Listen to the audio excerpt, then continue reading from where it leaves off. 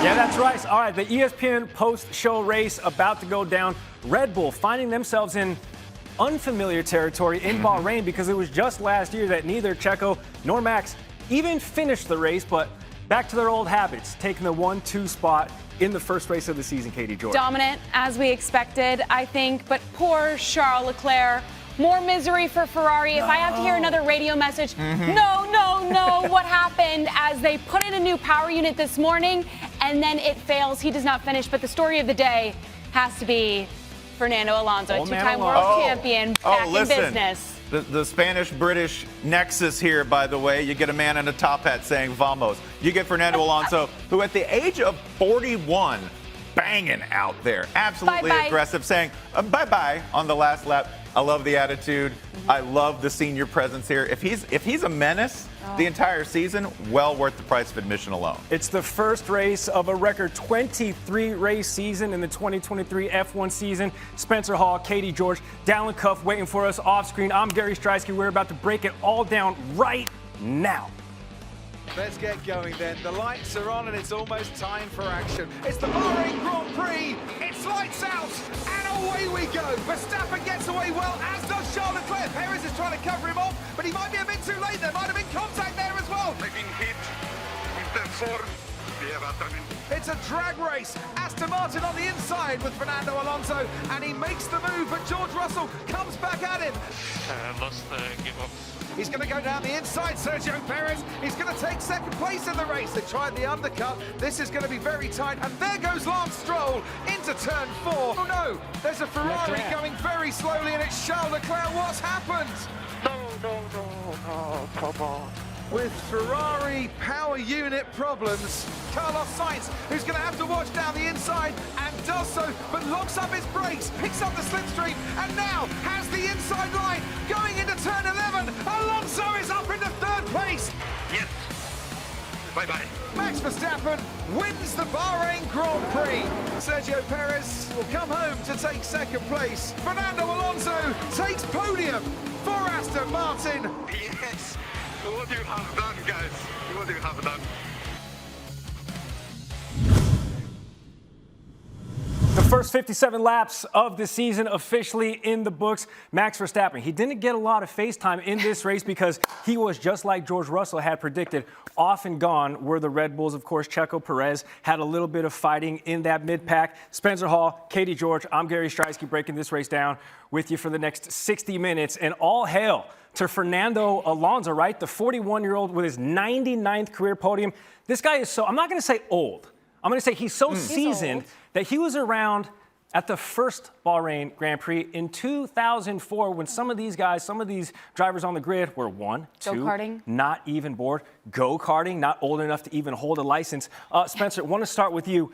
We almost expected this from not just Alonso, but Aston Martin's kind of resurgence this season. I mean, not entirely out of nowhere. But if you were making moves and you picked up Alonso, maybe you expected them to just look a lot like they looked last year, where they had a veteran driver and Lance Stroll, and they were going to be comfortably in the middle class, right? Over the offseason, clearly they've adapted to the new rules better than anyone else in their tier. Additionally, let's just consider how aggressive Alonso is and how valuable he is as an on-track asset, not a car manager, somebody who will make up spots on the track here. Had a great fight with Hamilton, had a spectacular fight with Sainz, made vicious moves all over the track. And in addition to this, by the way, you want to know what growth is? Alonso, who at times had been a malcontent on other teams, got knocked by Lance Stroll on lap 1 here. His teammate, we thought disaster. What does he call him after the race? Alonso says, he's my hero. I'm cleaning that quote up a Was there a word in between my and hero? Yeah, there was a choice word. We can't even say that on the internet, and so we'll pass. I've got to say, though, if they didn't finish 3-6, maybe we'd be having a different conversation because all throughout the race, Alonso's talking to his engineer asking, hey, back on the first lap, who was that hit me? Who was that? And Aston Martin wouldn't tell him. They're just focus on the race, focus on the race. We'll get there, we'll get there. Finally, he was told it was Lance Stroll, but obviously all is well with Aston. It's a 3-6 finish for Aston Martin. They started on the grid 5 with Alonso just ahead of the Silver Arrows. Now the black arrows, and of course, Lance Stroll, who all credit to him, right? Oh my gosh. 2 weeks removed from wrist surgery. He also has a broken toe. Maybe he was a little overzealous coming out of the gates and giving his guy a little bit of a tap, but it wasn't just Alonso. I mean, it seems like that team strategy today was to drive aggressively, and that's exactly what they did. They have the pace, and I think you hit it on the head. We have to give Lance Stroll a lot of credit. They had to help him out of the car after qualifying. You wondered if he'd be able to go the distance. He did. He gets a lot of crap for being a billionaire's son, maybe not the best driver on the grid, and today he made some money. I mean, he was phenomenal. He heard y'all. He heard all of us making the rich boy jokes, right? Yeah, fair. And yet, like, he's going to have to be twice as tough as everyone else, which is exactly what he did, right? A phenomenal drive by him. Superb chemistry overall. It's one race. It's one race. Yeah. But in terms of overall improvement from 1 year to the next, it's really hard to outclass Aston Martin right now. It's one race that McLaren is going to want to quickly forget. We're going to save that for last because that's effectively how they finish. But as it relates to these teams now, we sort of discussed before this show, it's, of course, your top three eaters at the top. It's Red Bull, it's Ferrari, although more mechanical issues for Charles Leclerc, even though he won this race last season, and it's Mercedes. But then 4 through 10, they're all, the middle class is back.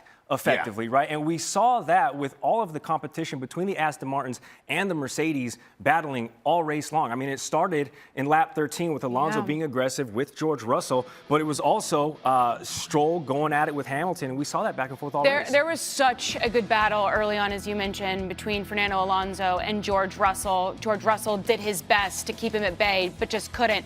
I think this Aston Martin has such great pace that is obvious in the results. Then you saw Fernando Alonso creeping up on Lewis Hamilton in his rearview mirrors. He overtakes him.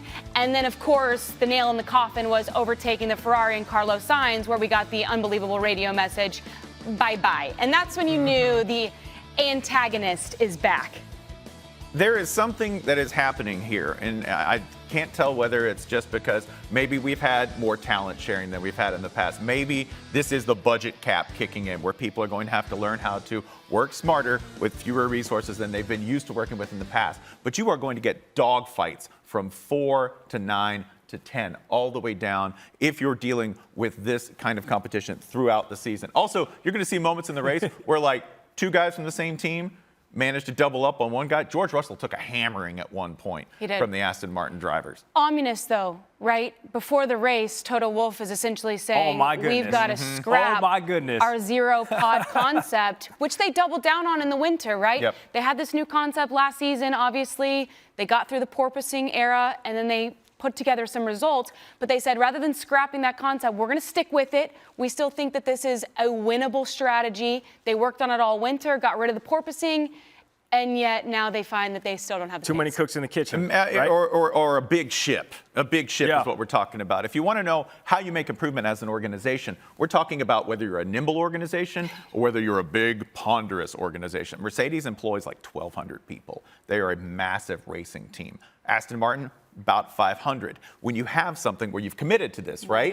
More manageable. You may be able to make improvements and make those decisions a little more quickly than a big ship like Mercedes, where you've got 1,200 people and all of them are engineers and they're all saying, we must stick with the plan. Well, you've seen after one race, the plan is out. And Mercedes is going to have to make drastic changes. How much they can do during the season, I don't know. They have a big upgrade package, though, coming that they've teased to. Maybe that'll be new bodywork. Maybe that'll stick on new side pods.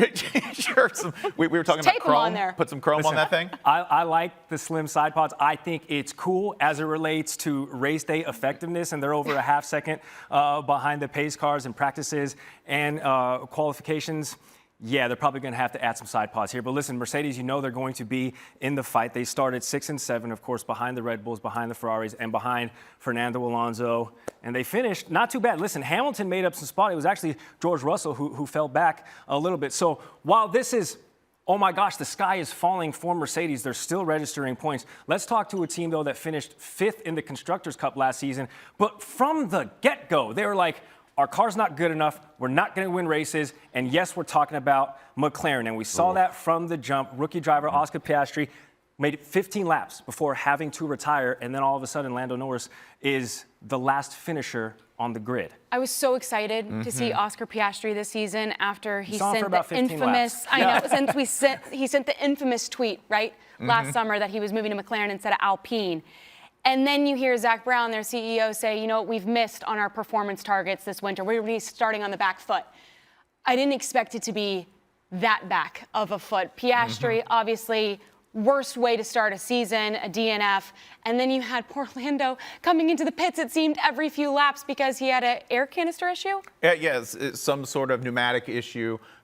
My understanding of McLaren is this, though, that like McLaren is the thing that never happens. Right? We keep expecting Lando Norris to ascend to what I think he should be, right? He could Talented, be. photogenic, Easily. could be, right? And it does not happen. You've seen them continue to backslide. And right now, I think from going to being the fourth team, right? We're going to be the fourth team. We might occasionally take a nibble at third. Now, the backslide is very real for them. It's going to be a frightening season. Quickly here, talk about from the fourth team to fourth place. It was Carlos Sainz, who's essentially stagnant, started fourth on the grid, finished fourth, so at least recording points for Ferrari. But again, it was last season where first half of the year, all Ferrari was dealing with was mechanical issues. I walked from where we were watching to this studio, which is a 5-minute walk. And in that time, Charles Leclerc had a mechanical issue, and he was done for the day. What's going on with Ferrari right out of the gates? More of the same. Like, sure. I think that this is, by the way, why I think we came out early talking about Aston Martin, because that's new. This is more of the same. We've seen this before, right? Ferrari, in many ways, halfway through the race, we said, oh, they fixed things. We don't see the typical erratic Ferrari performance that you see where they're doing well, then they make a pit mistake, right? They change that in the offseason, new head of strategy, new crew head. This is the same result. We have a mechanical failure, all right, and we have a car losing pace down the race and losing a podium slot at the last section of the race. And they made an interesting decision yesterday in qualifying. We only saw one flying lap from Charles Leclerc, and they said, we're going to save the softs. Yeah. You know what? We feel good enough with P3, and so you're already wondering, okay, is that the right decision? Is that the right strategy to do? To be fair, Charles Leclerc got a great start. He overtakes Sergio Perez, gets up into P2. He's doing his job, and then the car fails. I just couldn't imagine as an athlete, I'm doing exactly what's expected of me, and yet the machinery is failing me. Matteo Binotto somewhere in Italy touching those thick frame glasses and saying, No, he's coffee. Drinking wine at his vineyards. Yeah. He's doing well. Very interesting. You forced me out in November. To that point, though, to that point, do you think Daniel Ricciardo's sitting watching Red Bull with a little validation? I'm sure. I wish that he was active on Twitter or like going at it on Twitter, because it would have been incredible to see exactly what he was real-time thinking during all of that McLaren fallout. I know where he was. He's playing Call of Duty. Yeah, that's He probably wasn't watching the race. Yeah, that's probably true too. Of course, you were watching the race, the first of 23 races spanning across 20 countries. This F1 season, will Max Verstappen become just the 5th driver in F1's over 70-year history to win not 1, not 2, but 3 straight F1 Drivers' Championships? Oh, man, we're just getting started this season. Buckle up. Listen, this is the show we're going to have every race before the show and after the show. But Miss Katie also has a podcast. It's called Unlapped. One of these days, she's going to invite me on it. We're going to talk F1. You've been on it, Spencer. Oh, yeah. Just take a quick listen at some of the offerings that Katie George has for you on tap on Unlapped this season.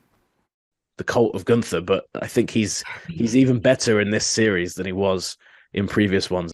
I went to the track on Mother's Day. I had my kids take me. They Whoa, were little. Liz, They didn't drive. I love that. What a Mother's Day. Holy cow. You know, don't you feel like a team should support its driver and give him confidence? And I'm also a bit of a degenerate, so I'm looking at the gambling side of this thing too. Interesting numbers there. I'm not saying I agree with this, just to clarify, but he's like, if I never see a Russian again, I'll be happy. Like, you know, when he's dealing with those questions. Frustrations of not providing a viable car to his very talented drivers. I would rather watch Carlos Sainz covered in champagne and wearing a Rolex than like some guy in Indy pour milk on his face. So here's the thing. If you don't think it's possible to put together a 27-leg single race F1 parlay, you have not met F1 fanatic, bit of a betting guru here on the F1 circuit. Dalen Cuff, fantastic to see you. Fantastic to see. Just listen, the first step in admitting there's a problem is just admitting there's a problem. I said, hey, Dalen, you like betting a little bit, like borderline degenerate? You're like, there's no need. to say borderline. You got to puff your chest out and just own your stuff. Say it with your chest. I'm owning this thing. Because you hit a couple today. We had 2 out of 3. Specifically with Red Bull. Red Bull is. I'm a Red Bull fan. I've been in the sport for a year, and let's just say I joined the evil empire before I knew they were a dominant force in the sport. I joined. It's on brand for you. I know, it's classless. Down, but anyway, they did double podium, which when you look at it from a betting perspective, Vegas did think that was most likely to happen. It was minus 125, so it was not 1-to-1 on your money. They were the favorites to have 2 of the 3 spots, which shows just how Vegas thought they were going to dominate. Just really good to see you going out on an incredible limb there. Yeah. And call him. Let's just say this though. One of our partners, maybe if ESPN ever does this deal, one of the big draft partners, the big betting partners. Maybe we'll shout out who that was. It gives you a little boost. It makes it positive money. Very nice. He did pick George Russell to finish ahead of teammate Lewis Hamilton, which was an L. you did. I did. That was an L. And then Yuki over Zhou and you. Make him air out his grievances. 2 out of 3.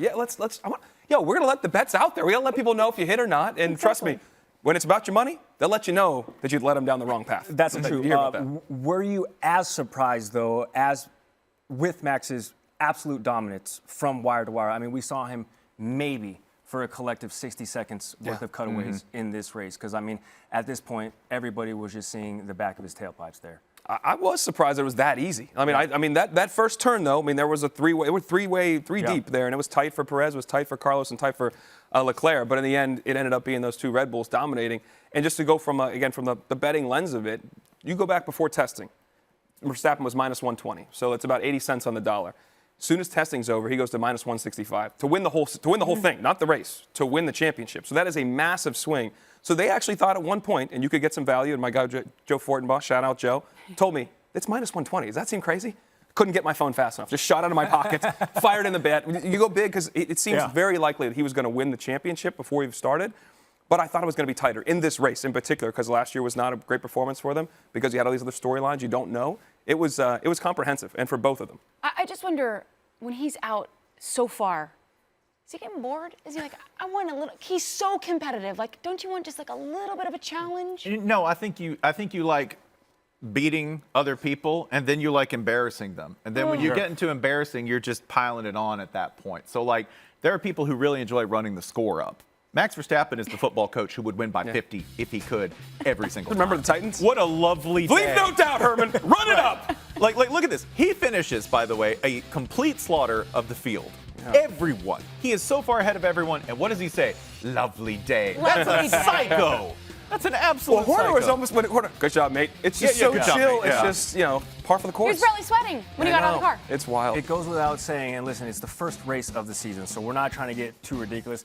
We're also trying to retain those viewers for the full 23 races. But last year in the Constructors' Cup, Red Bull won running away, over 400 total combined points. Nobody else broke 350, right? So everybody is looking up to Red Bull. Is this at this point, with the dominance we've seen last year, carrying over to this first race, what does the Constructors' title look like this year? The concern for me is not what we just saw today. It was actually a lot of the words, whether it was from Toto Wolff or from Lewis Hamilton or from George Russell before the race. Already saying, already. This is what, and Katie, you just mentioned it, as an athlete and from an American sports mindset that we come from, it's hard to think that, like, before you even get in the car, you're already thinking about not competing for the title or not even competing for that race. Russell was saying, well, I hope we're battling with the other teams. I think Red Bull will be way far away, which is just, it's like antithetical to how we work. But when there's a machine involved that physically you can't necessarily overcome it, that clearly is in those guys' heads. And that's just fascinating, that dynamic. Here's what I'll say. They doubled down on it, right? Understandably so, because they came out with this really progressive new concept. I do respect, though, that they're willing to admit this isn't working. We've got to change our path here. Because in American sports, what do we see? Think about a lottery pick. Yep. They draft a lottery pick. They think he's going to be a franchise-changing player. They hold on because as a prideful front office member, I can't admit that I got it wrong. And they hold on to that guy for way too long before trading him away. I at least respect Toto Wolff saying, you know what? We've got a really hard truth that we got to face here. We got it wrong. We got to scrap it, and we got to move on. That takes a gut check. I mean, that's hard to say and come out and admit it. It is, and I think the challenge and the fun for me is knowing this. Red Bull will probably win almost all of these races. If they don't, it'll probably be a matter of mechanical failure or something wonky happening on the first lap. So how do you tell this story? What do you find interesting? Because I think there's plenty of interesting things here, okay? Plenty of interesting personalities. The fun part is, we only have 20 drivers out there, right? We only have 10 teams.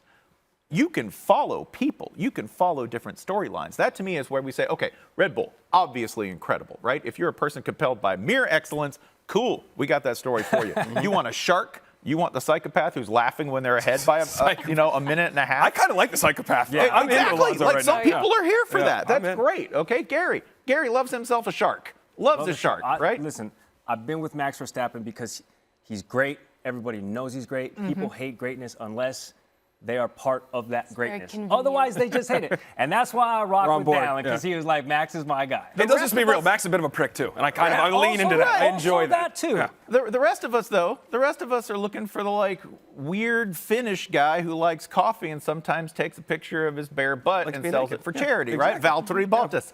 At Alpha, some of us want to follow the stories of Williams, the underdog Yes. team working with easily half to 30% of what Mercedes and Red Bull are working with, who somehow had a fairly strong showing. How do we tell those stories? Is it too early to suggest that McLaren is the new Williams? That's so She bad. went- I'm just She went- kidding. she I'm went kidding. there, which Hot is- take. But to your point, I don't know how it is. That's the problem. no, That's fair. actually a very Based on their tepid take. results. Great to go. Even keel statement there. Yeah, I no, will at the say, moment. with the storylines that you talk about, different drivers, Pierre Gasly is currently being interviewed on Sky Sports right now. Pierre Gasly was an abomination yesterday. Finished P20, back of the grid in the Alpine, his new team, and that man jumped 11 spots Made to 11 finish spots. P9. I Yeah. know that we're saying Fernando Alonso, driver of the day, certainly for some of his overtakes, unbelievable on the track, but Pierre Gasly deserves a round of applause, I think. Which is incredible because Oscar Piastri's probably watching that being like, Alpine. Oh, I boy. made a That could have mistake. been my Pepto-Bismol not- car. not- Alpine has it car. like that, but Alpine had it like that, and I just decided, you know what? I'm going to go race with McLaren, but I want to get back to the storylines you were mentioning because if you're a team person, awesome, cool, pick your teams, pick your fighters, and you're week by week, but pick your drivers. Logan Sargent, Right. first full-time American driver we've seen in a while. He's rocking with Williams, 3 rookies on the grid this P12? season. Nick P12 DeVries, for Logan? Oscar Piastri, and Logan Sargent, who started P16 and ended P12. So even though Williams finished 10th last year in the Constructors' Cup, they didn't register any points today, but man, they had a hell of a showing with Logan Sargent leading the way, at least as it relates to the rookie drivers today. And the thing that I think is just interesting about them is just the fact you don't score points is important, obviously. Excuse me, But Alex Albon, though, I think was P10. So P10, he did Yeah, get yeah, a yeah. point, so he gets 1 point. There you go. Williams is on the board! And hold on. That point is freaking important. That's my you don't bad. take that point. Sorry, Alex. All right. And the thing that's the disrespect. confidence, that came through in Drive to Survive so clearly.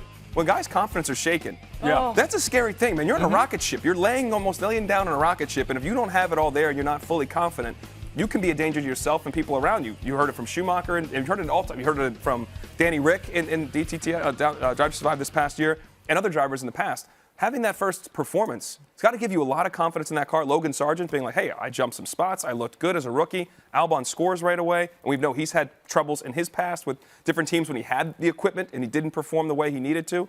I think that confidence piece is really big. Williams is a huge storyline. And again, from a betting standpoint, a little value coming forward here as you look forward to Saudi Arabia in 2 weeks. Listen, I completely missed the under as far as how long it would take me, right, trying to drive this show to mention the first full-time American driver. We're 26 minutes in, and I'm 25 minutes over my prediction. Why do you, We'll drape you in a flag next show. Don't worry about it. Why do you hate freedom, Gary I thought- Striewski? I Why thought do you we were hate the talking red, about- Were you white, rooting for blue? Drago Listen, too in I Rocky thought 4? this was the Logan Sargent. And you haven't even variety mentioned hour. Haas, We Yeah. haven't got American there. team.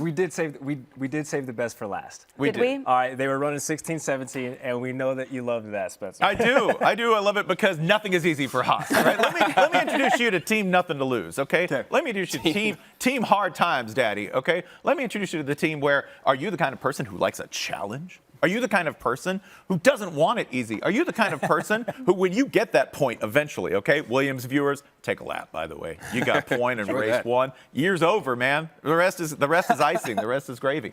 Haas, it's going to be a struggle. It's going to be a struggle because they have fewer resources. They are fighting uphill at all times. And if you're the kind of person who likes that and you want the All-American team, the only one with NASCAR ties, pick Haas. Although Nico Hulkenbach, by the way. Oh, there you Yeah, go. yeah, How about yeah. that? Saw that on Twitter yesterday. I liked it. He was one of the winners yesterday Yeah, in qualifying, and then somewhat of an abysmal showing today. Yeah, What do you think happened? Let's introduce you to this. Qualifying is not the race. Yeah, All right. sure. Qualifying can get you up top, but it won't have you running up top. There's just a difference between qualifying and race conditions that didn't translate for Haas today. All right, that's something that, we've seen time and time and time again. It's very exciting when Williams and Haas do well in qualifying, and we get real amped about it on Twitter for about 2 minutes, and then in the race, P15. Yeah. I mean, that's the same thing with confidence and your machinery, though, too. Like, you got to, when you have that type of outing, you wonder how they bounce back. And now that 2 weeks, let me ask you this. I mean, the 2 weeks, can they really see an improvement in that period of time? Can you find a way to, do you take the data? How can you move that forward in 2 weeks? Marginally, yes. Yeah. Marginally. The car is the car, right? And circumstantially, you might be able to move it up a spot or two when you find something here, make a tweak there. But the car is the car. If Haas and Williams, all right, Williams, by the way, much more promising at this point in terms of like your lower tier underdog teams. What Haas is going to have to do, they'll have to be more consistent, right? And they're going to have to find some edges. And their expectations, by the way, they're not poisoned like Red Bull or Mercedes, right? Mercedes has the legacy and the legend of the past haunting them at this point because 5-7 is a great finish in F1. It's not a great finish for Mercedes given what they have been and who they are. 5-7? For Williams or Haas? Oh, man, pop the bubbly. I can't wait to hear Russell, though, talk of George Russell, because he wanted to box first. He put Hamilton in first. He thought Lewis was struggling. He thought Lewis was struggling. He wanted to go pace. Yeah, so there's going to be a lot of conversation after that. And George, let's say, he doesn't bite his tongue. I was going to ask, is this the year of Dark George? Is this the year we get villain George? I think that was last year, kind of. Well, it started last year. That was last year. Full heel turn. Because people love Lewis so much, and people are really out. It's funny, when I posted the bet that I thought Russell was going to beat Hamilton, that got reaction. Respect your elders. Well, then look at me and don't talk to me like that, because I'm old up here. Yeah. Let's have someone add to this conversation. I'd like to welcome in Toni Cowan-Brown now, our F1 journalist. Toni, it's so good to see you. Good to see you. Somewhat of a boring race at the top. We knew Max Verstappen was likely going to be dominant. Initial reactions right out of the gate of our first race of the season.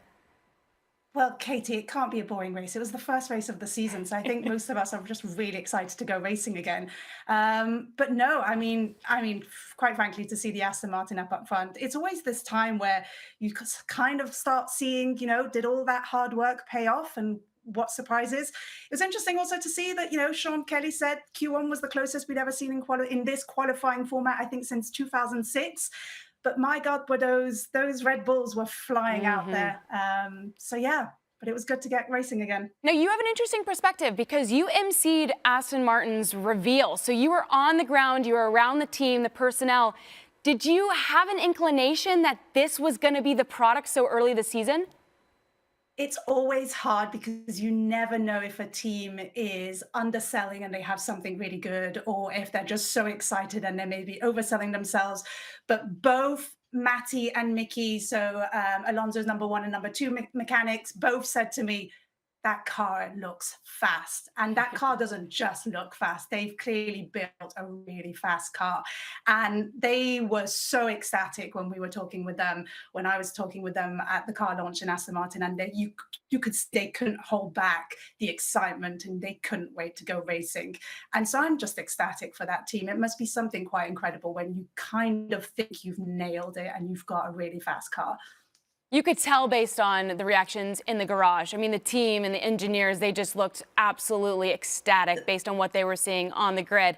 Now, we've got new faces in rookie cars, but I want to focus on the veterans who join new teams. Nico Hülkenberg with Haas, what did you make of his performance overall of the weekend in total?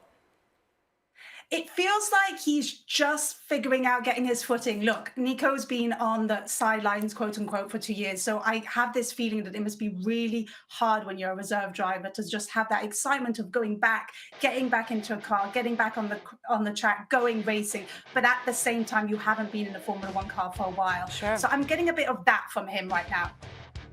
And look, he was at the back, but it's always interesting when you have both drivers in the same car, sort of at the same space and sort of in the same field at the same moment in the field. So that was also good to see that both him and his teammate were sort of at the same position. It'll be interesting to see what they can do with that Haas.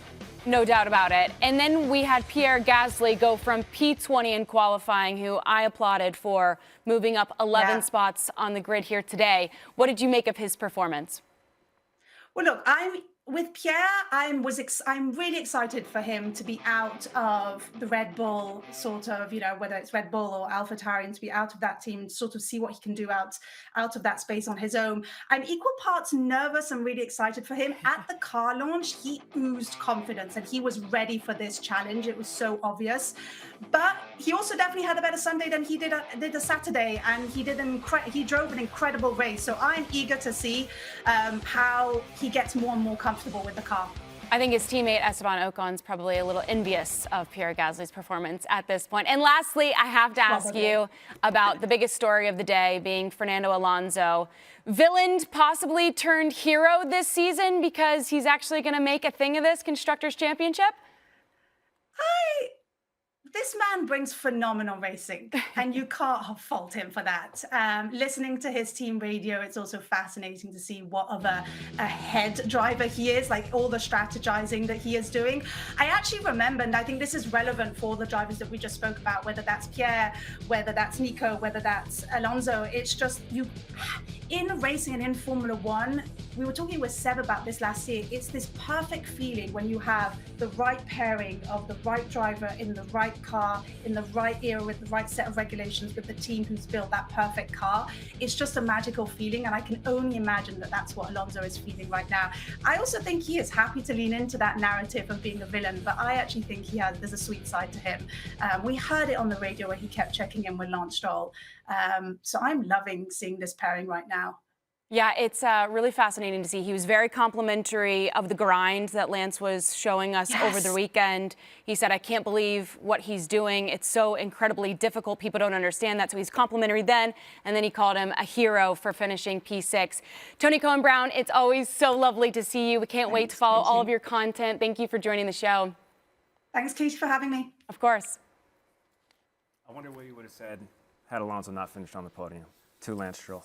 It wouldn't be, I effing hate you, not effing hero.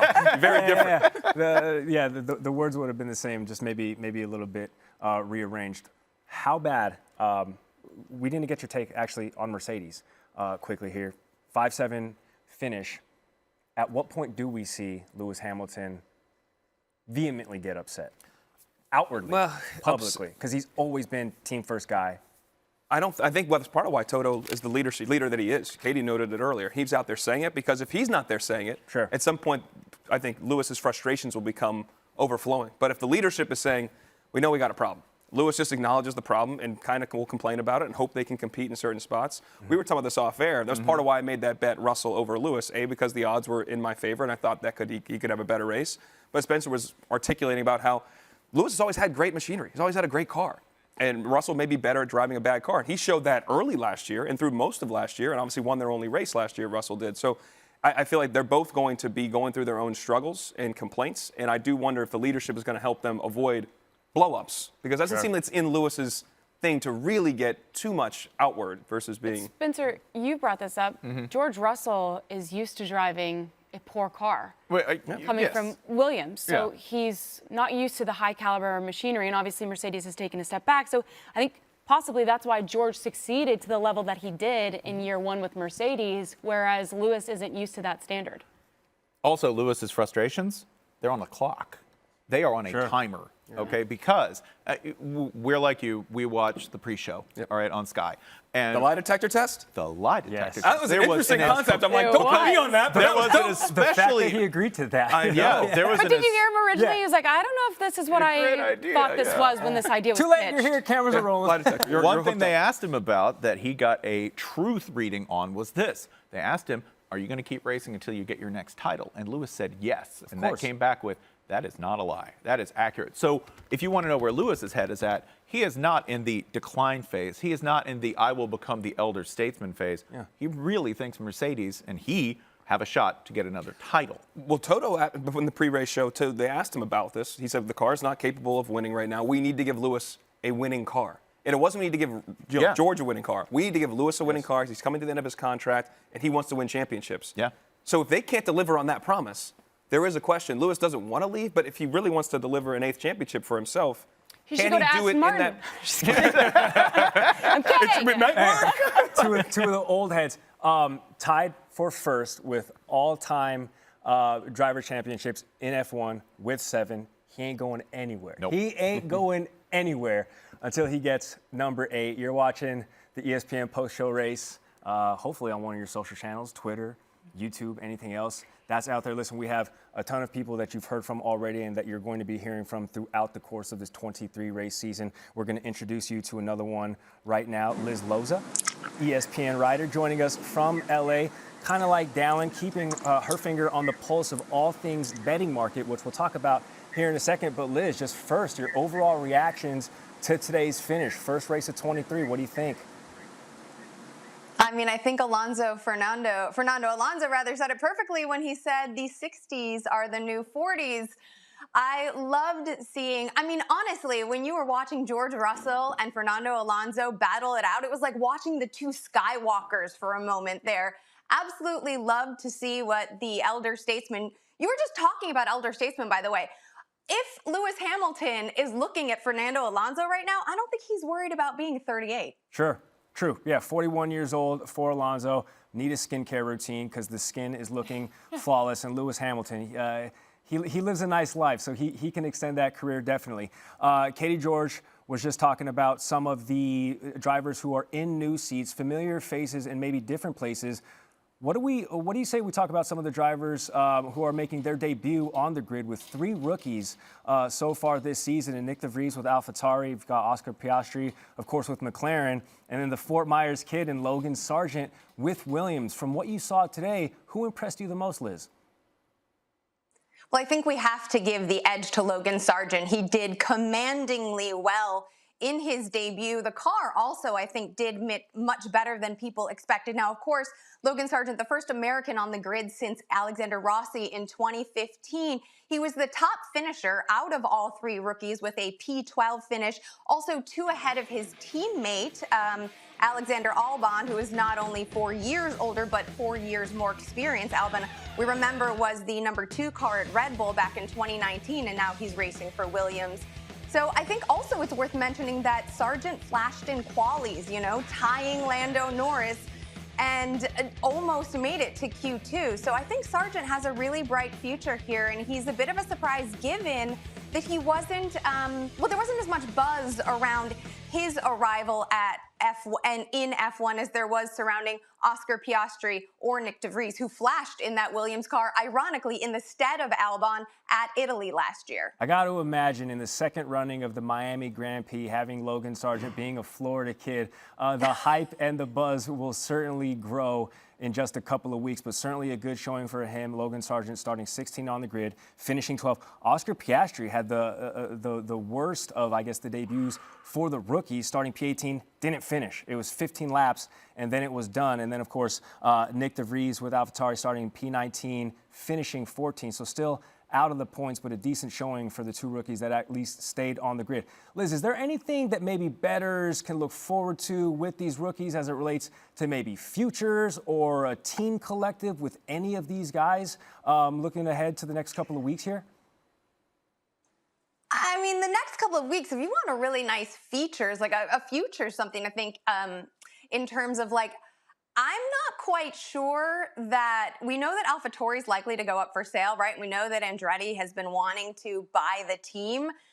That's an American, and Logan Sargent is an American, and Colton Herta is an American, and I do believe that he'll, a Cali kid like me, I do believe he'll be able to get that super license in time. So I'm not quite sure that Yuki Tsunoda is going to I'm sorry, that Alexander Albon is going to last and that Yuki Tsunoda is going to last. So there's a lot of going on. I guess I think AlphaTauri is probably going to sell and there'll be another American, but this time not a driver necessarily. Herta being the driver and Andretti being the owner eventually. Listen, as long as that footprint as far as American Grand Prix continues to expand, you know those American businesses, those owners, those cars, those motor manufacturers are going to want to certainly get in the game. But as long as those Hondas are still in the AlphaTauris, Yuki Tsunoda might still have a bit of a comfortable seat. It's going to start getting hot for him, though, in his second season there with AlphaTauri. Liz Loza, thank you so much for joining us on the ESPN post-race show. Can't wait to talk to you in the next couple of weeks.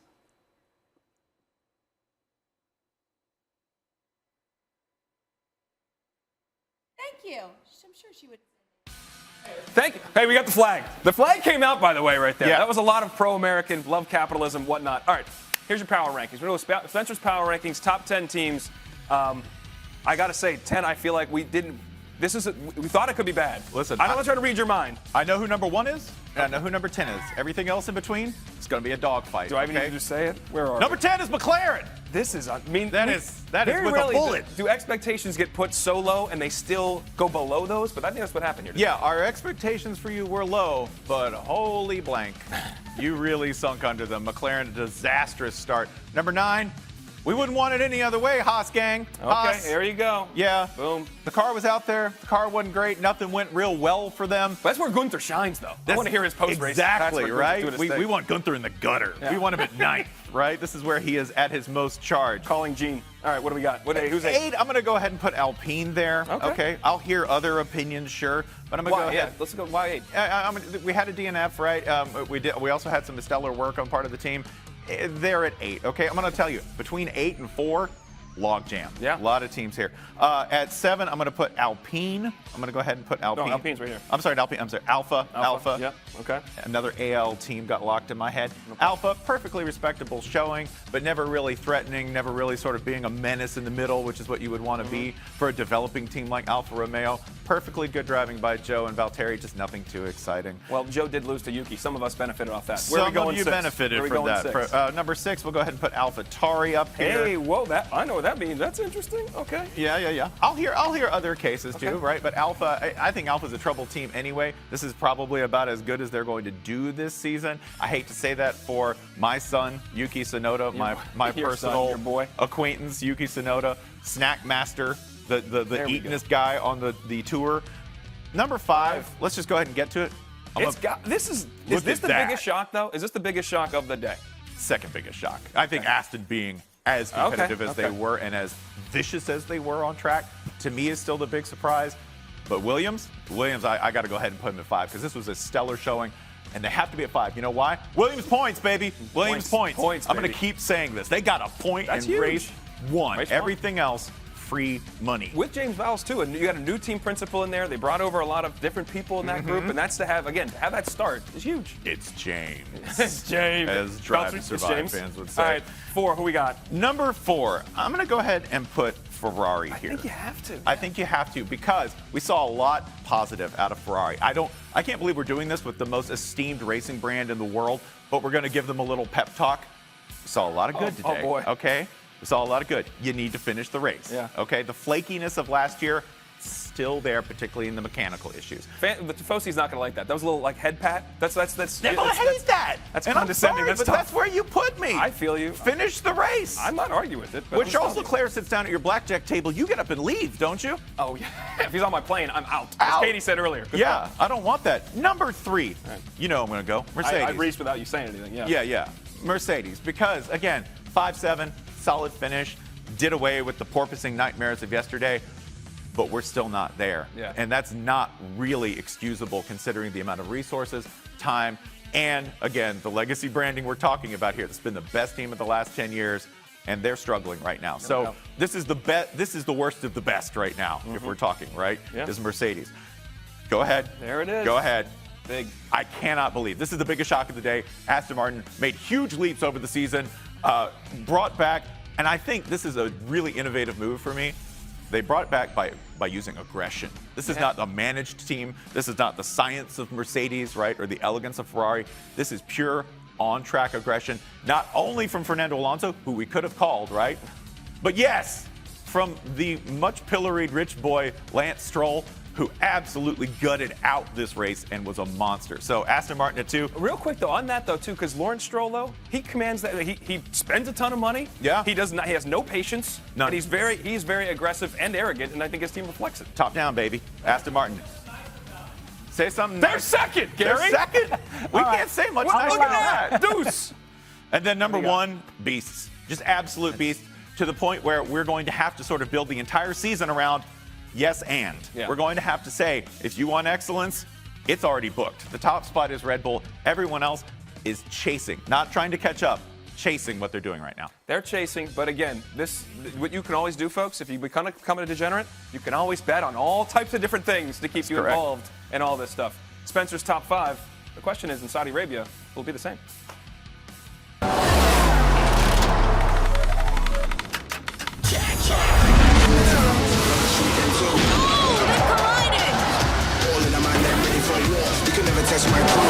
What a race we have in store for us.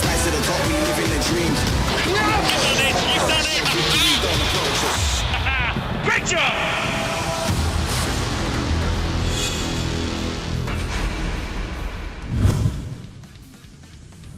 Okay, we know it's March. We know there's still April, May, June, July, August, September, October.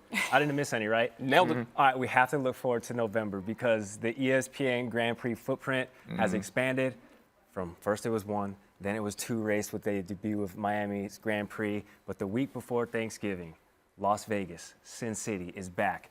Somebody's going to have to watch Dalen when we're out there, all right? We can't let this guy go in Las Vegas. Might not have a voice by race day. F1 returning to Vegas because it was there and it actually served as the 1980-1981 season finale, some 4 decades ago when things were popping off, not down the Vegas Strip like it's going to be this year in the 50-lap, 17-turn circuit that's going to make its debut. But no, instead, at the house that Caesar built. Did he really live here? Caesar's Palace, yes. They constructed an entire F1 track in the Caesar's Palace parking lot. I think we got some footage.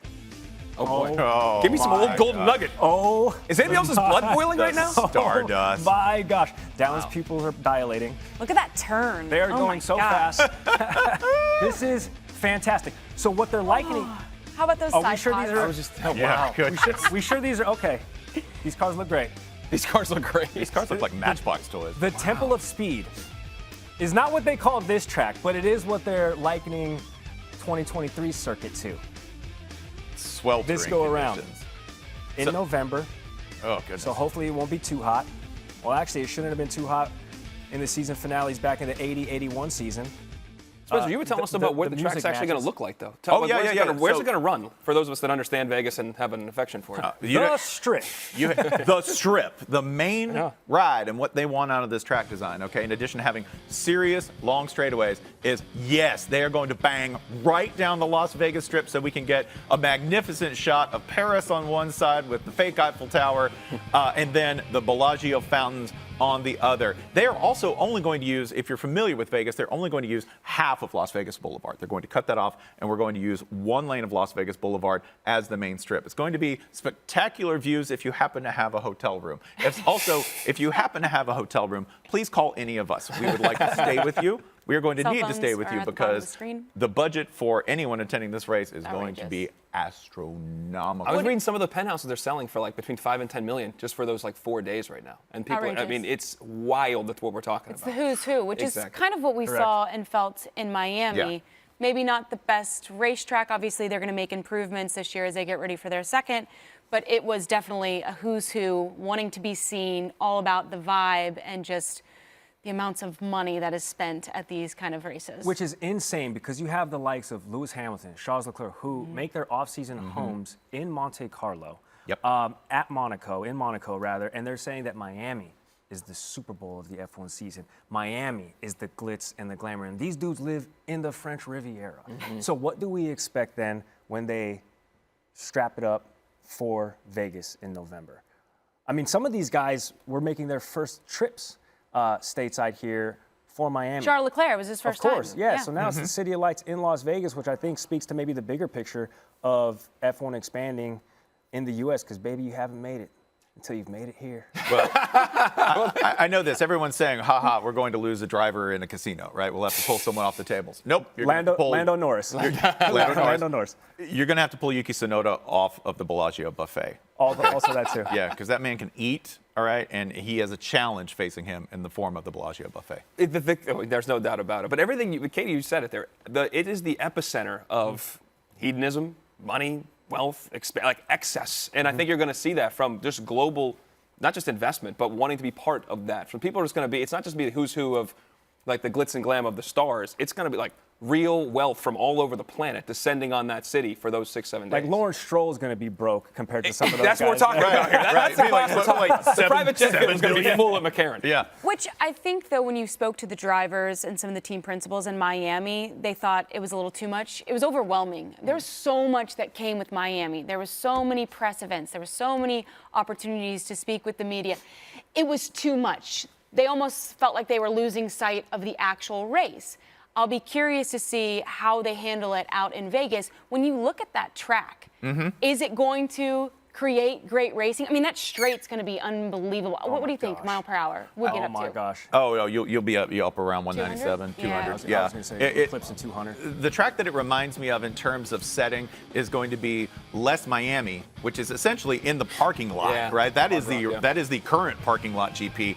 And it's going to be more like Baku. It's going to feel a little bit more like a city circuit.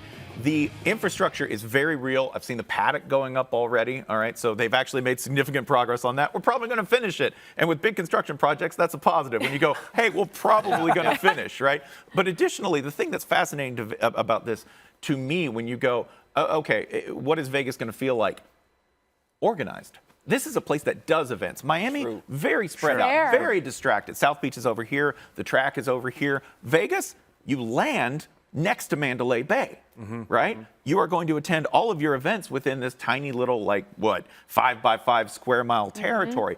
I think it's probably logistically for teams and for drivers, it's going to be a much more focused environment than Miami simply because everything is closer and this is a town that runs on events. Great point. Last element I think is interesting, though, too. It's a Saturday night race, which hasn't happened in Under forever, the lights. but it's gonna be Saturday, 10 o'clock Pacific insane. time, 1 o'clock, I believe, East Coast time, and then, catering to the rest of the world. So that's also a different element as these guys travel in and get ready to race in that time. Something similar than what we just saw, obviously night race under the lights. 8 hours Singapore ahead of us. is one of my favorite races on the calendar because it is such a spectacle under the lights.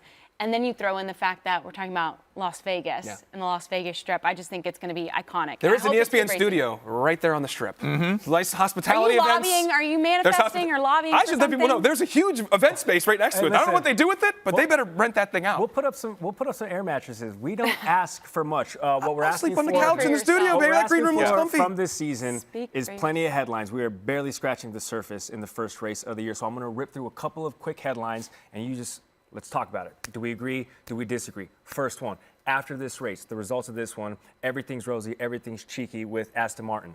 Does the Lance Stroll-Fernando Alonso relationship make it through 2023 with no distractions? Because when it's good, but the pendulum can swing quickly. Yes, if Lance Stroll stops hitting him.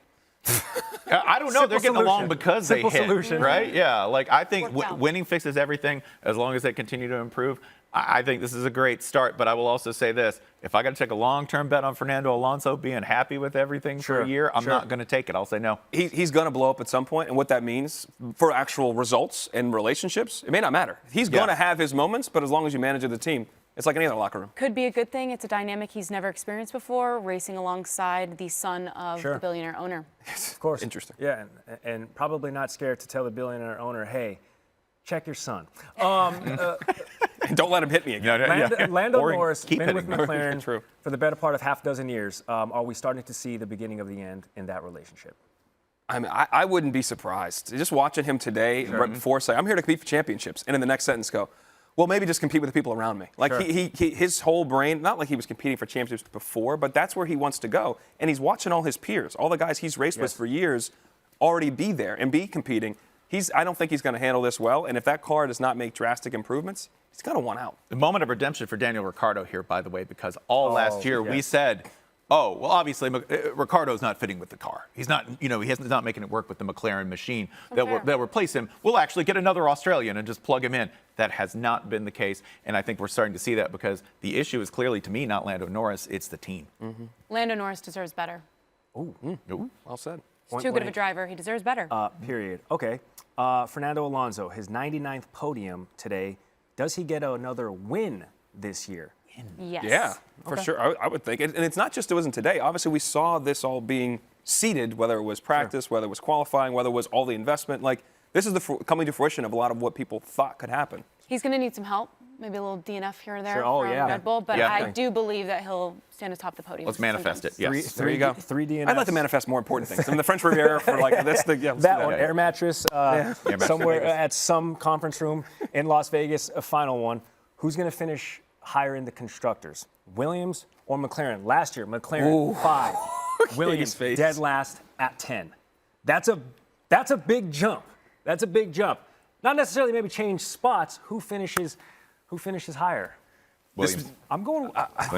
I think we just became first take. This is like the first take F1 topic right now. We're one race in, but I can't believe I'm saying it. It was that bad. And they're saying it's that bad. I think I'm going to go Williams too. I mean, you quivered. You fell back into your seat. She still looks uncomfortable. Katie's team McLaren. She's fully confident. Like Lando too much. Could you imagine, though, if you're McLaren, you're Zach Brown, you're being compared to Williams right now? That's a tough go. Like, not only is the results horrible enough, but now you're being compared to the worst team on the grid. Well, the worst team in the grid last year. Yeah, let me Let's flip see. this around. Imagine being Williams compared to McLaren after this race. I mean, they've got to be so Like, ew, why would you say that? Kate, I just really wish you were passionate about that last topic. I really. Stressing me out. My you hands look are sweating. My hands are sweating for them. Man, I think we're being told to leave. Yes, it is an internet show, but there are still rules, to it. This is the first of many to come. Pre-race shows, post-race shows, right here on all of your digital platforms, Twitter, YouTube, all the other social medias that I'm forgetting. Please hang out with us all season long. That's Dalen Cuff, Spencer Hall, Katie George. I'm Gary Striewski. Thank you to all of our guests who joined us after the first running of the Bahrain Grand Prix. Max Verstappen getting his first win at the Bahrain Grand Prix, trying to make it 3 straight Drivers' Championships in a row. We got 22 races to go. Next stop, Saudi Arabia. We'll see you in Jeddah. Well, we're not going to be there, but we'll see you before and after. Get it. Bye-bye.